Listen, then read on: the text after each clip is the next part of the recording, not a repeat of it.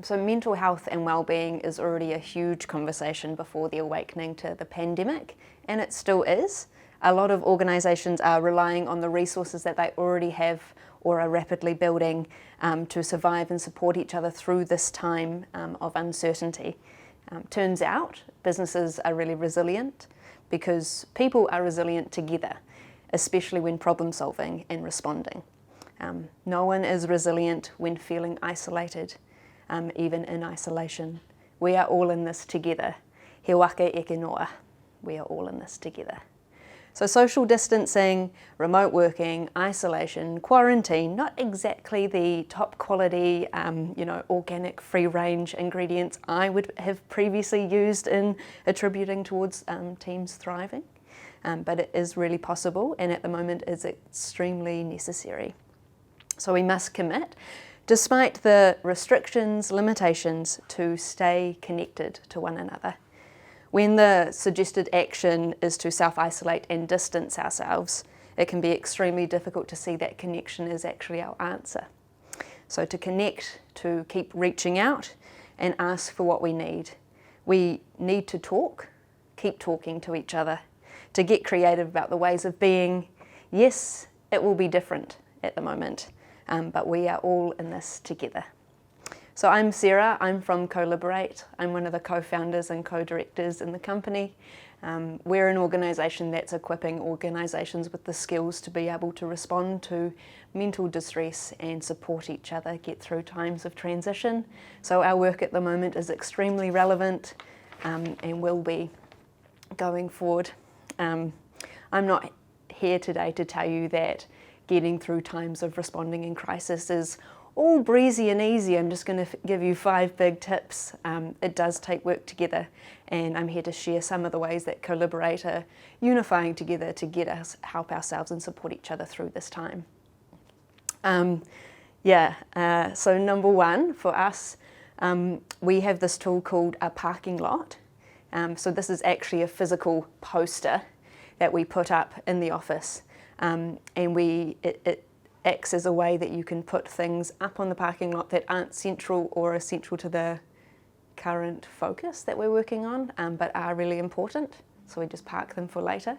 So this week, I guess in the rise of COVID-19 taking priority in response to it, there's a lot of things that I was working on that I had to park, basically, coming up to the end of financial year. And projecting forward a lot of the projects that we want to be working on and allocating budget towards. I've kind of had to scrap all of those and put all of that budget aside to respond to this time because we don't know how long it's going to go on for.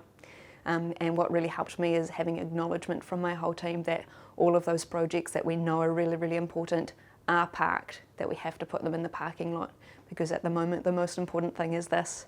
And that's okay, and I think acknowledgement really helps to not make you feel isolated in making those choices by yourself, sharing them out to your team. It's also really important to know that some people's work is not going to get parked at this time. So one of my colleagues took herself away to pack the suitcases in prep for one of our courses that's still going ahead next week. And some people would be like, but we're in crisis, why are you packing suitcases? No, that's exactly the point, is that business does keep carrying on, and for her that's a really important role that she plays, and it's really essential, and we must keep going on with these things because that contributes towards our belonging and value at work. It's not a lie that task does link to our productivity, and we cannot really separate productivity and self-worth sometimes. It can be really hard. So in parking a lot of these tasks, it's important to reach out to those who have parked them and ask them if they are okay. How are you doing with no longer doing that big important job you were doing? Actually reach out and ask people how they're doing and ask them if they're okay. 2. Oh yes, I love this one. So it's turning restrictions and limitations into games and opportunities. So at the moment, I guess the government are enforcing a lot of restrictions, a lot of suggestions that we should, in our businesses, implement ways to keep people safe and healthy. I know that this can feel really done to, can feel like the world is doing things to us, and we can feel really resentful and attacked. It's totally natural to have these feelings if they come up. So in our office, we're trying to turn these little restrictions that are coming into place that are disrupting our workflow into games. So one, I guess, in the rise of having better hygiene habits, once washing my hands used to be an unconscious act. Now I'm super conscious about washing my hands all the time. And luckily I have the privilege to be able to do that all the time. And now it's like my favourite mindfulness act. It's like actually being present with the water as I wash my hands in the soap and do it for 20 seconds while like also bobbing to Lizzo. Pick your tune, wash your hands.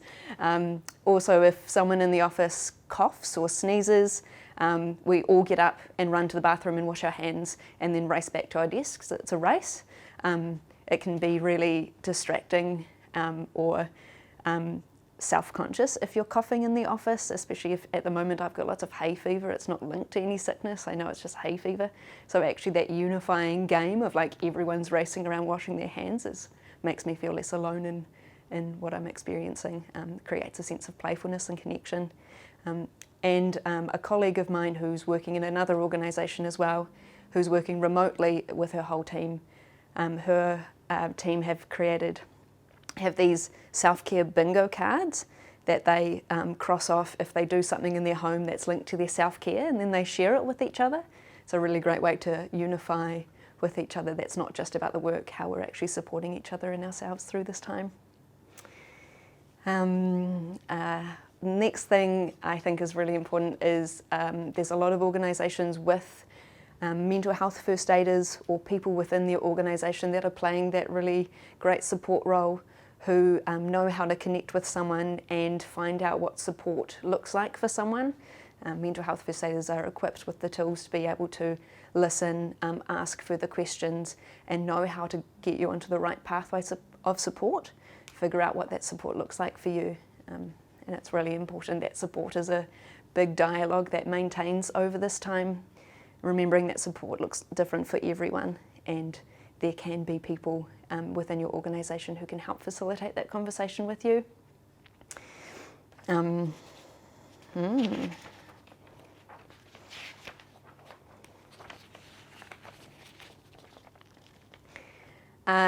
Fourth one, this is our favourite, so this is CoLiberate's oldest trick in the book, checking in.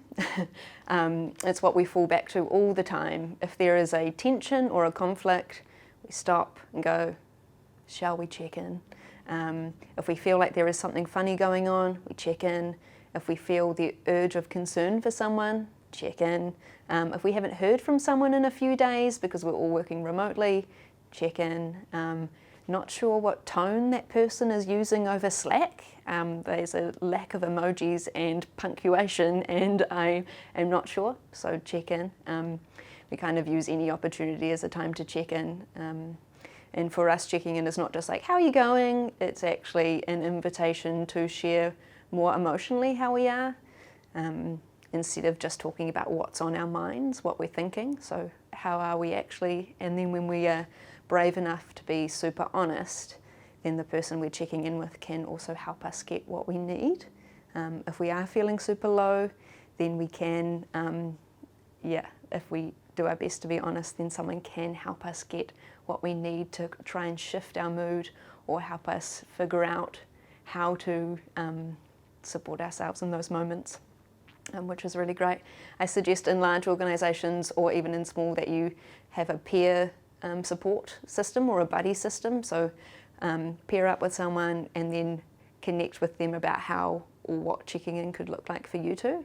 It could be wildly different from how the other two check in, and that's totally fine. You could check in once a day, you could check in 8 times a day.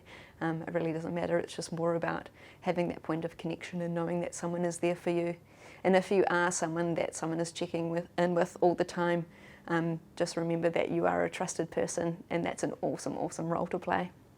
And last one is wellness action plans. So we see these as a plan that you can make for yourself and to prepare yourself for any stage of wellness. So if you're feeling unwell, or even if you are feeling well, what does support look like you for those times? What is your handrail to help you get yourself and support yourself back up the staircase, we call it, up the staircase of wellness? What does that support look like you at that time? It's a really great way for you to also share with someone that you trust within your organisation, and share it with them so they also know what signs and signals to look out for, and how to support you and know the best way to do that.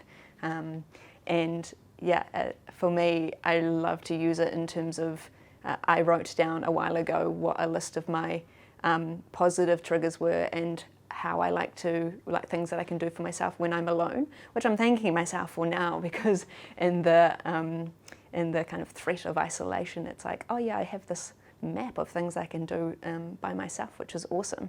It's never too late to do one of these. You could do it now, you could do it next week, but if you get onto it, then it's something that you always have. I think it's really important to write down at least 3 people you know who would be able to check in with you if you are feeling unwell.